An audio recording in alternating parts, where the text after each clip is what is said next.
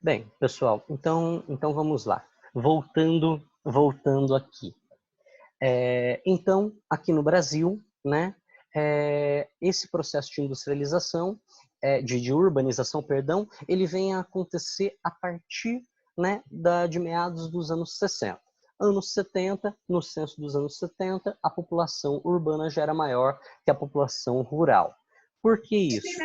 Devido ao processo da... A gente já comprou seu ovo. Quem vai ser do seu ovo? Lígia, desliga o áudio. A gente está falando de ovo de Páscoa. Pois é. Então, né? Bem, turma, então nós temos, né, esse processo aí, né, da urbanização que vem acontecendo a partir dos anos 70, né, as últimas décadas do século XX. Então, a população urbana no Brasil ultrapassa a rural e assim vai.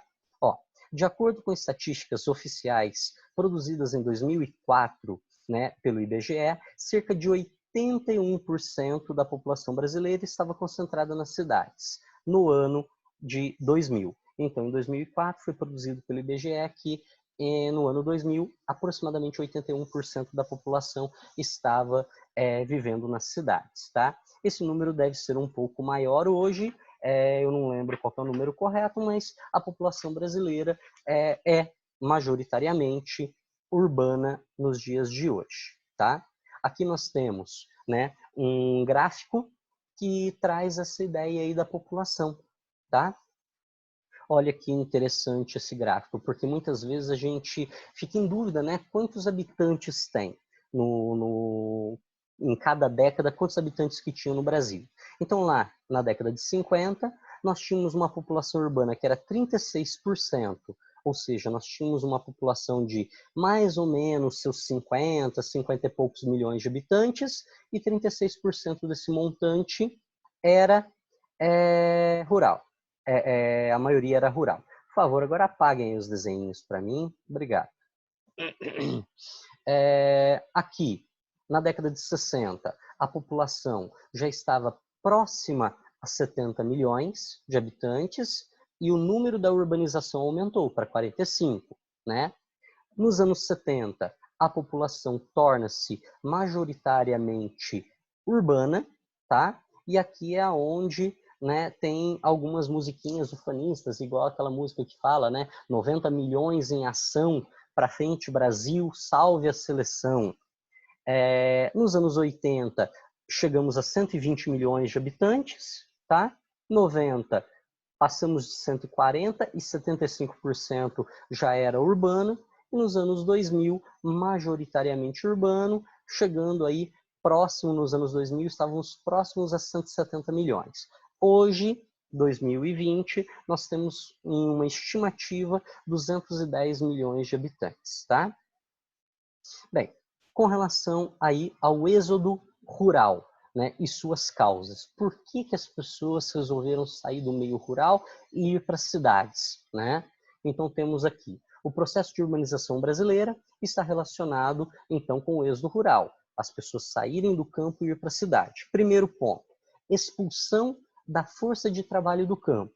Chega um momento que aquele pequeno agricultor, como é que funciona? O pequeno agricultor, ele tem ali um pedacinho de terra, ele planta um pouco, mas em grande parte do ano ele não vai trabalhar na sua terra, ele vai trabalhar em uma fazenda vizinha, alguém que seja maior, então ele vai trabalhar. Com o processo de mecanização, ele começa a perder o emprego. O cara começa a não contratar mais 200 pessoas para trabalhar, começa a contratar 150, depois 100, depois 50, e vai diminuindo. Então ele começa a não conseguir mais trabalhar. Ah, mas ele tem a terrinha dele, ele vai produzir ali. Mas o que ele produz na terra dele não é suficiente para o sustento do ano inteiro. Por mais que ele produza, plante algo ali e venda, né, esse excedente para poder comprar as coisas que ele não consegue, não dá para ele se sustentar com aquele pedaço de terra. Então ele acaba sendo obrigado, forçado pelo meio a vender aquele pedacinho de terra e ir para a cidade. E aquele fazendeiro, que antes gerava emprego para ele, vai comprar aquela terra, aumentar a sua posse de terras, né? E vai, a partir desse momento, aumentar a sua produtividade. e esse cara vende seu pedacinho de terra e vai para a cidade trabalhar em uma dessas indústrias aí que possivelmente, provavelmente, casualmente, construiu aquela máquina que tirou o emprego dele lá no campo, tá?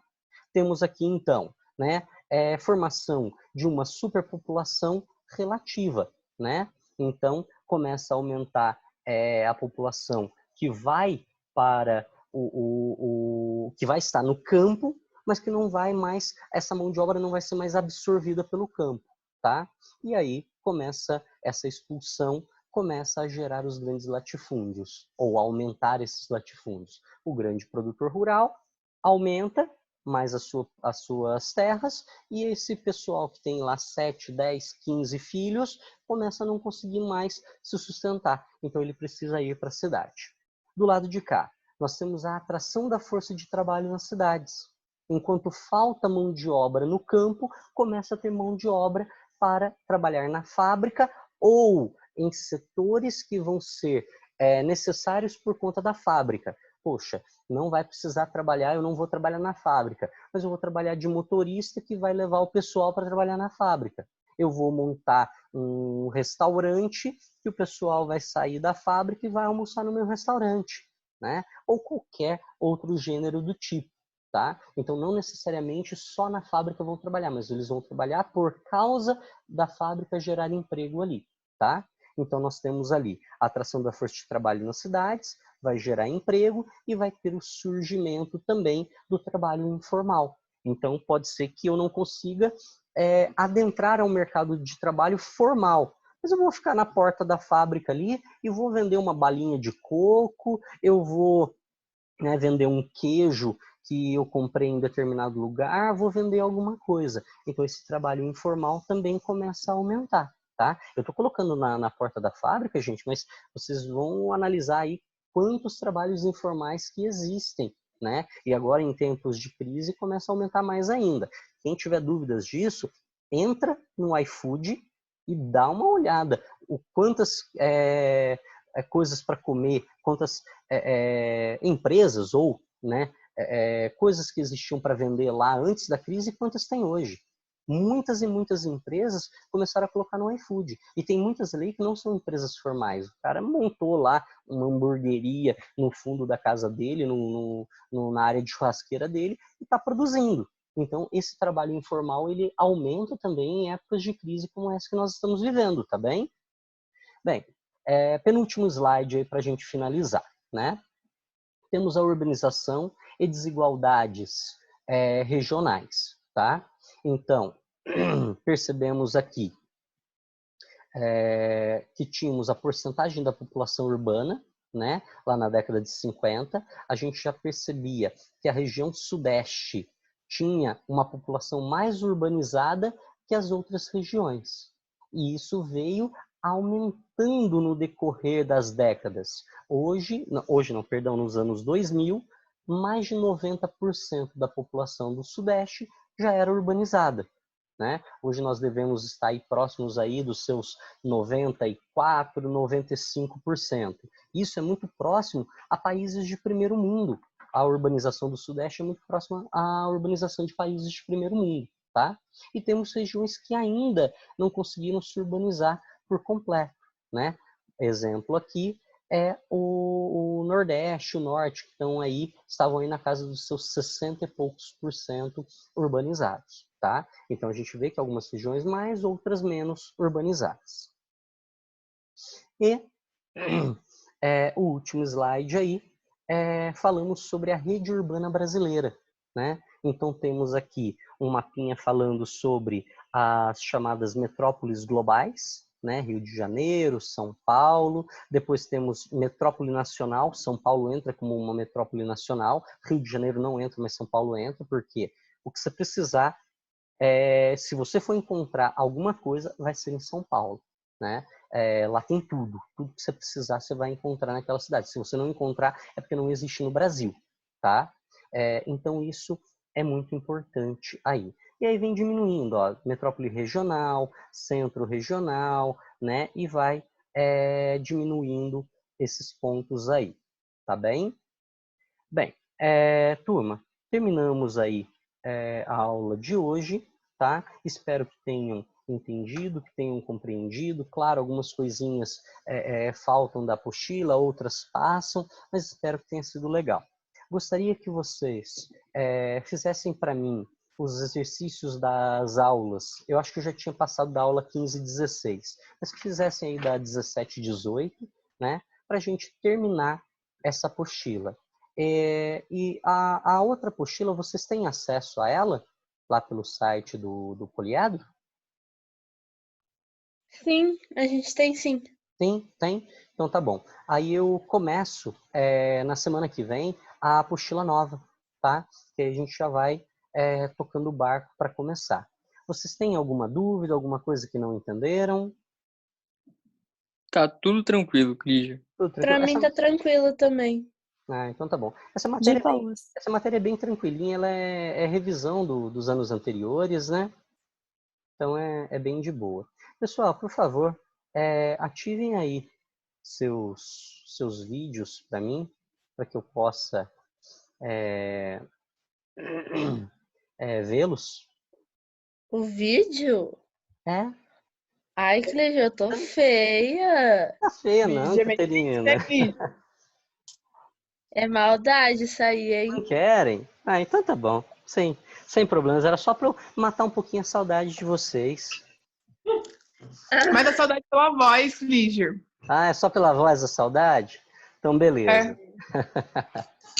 Pra Então quem tá de pijama ainda.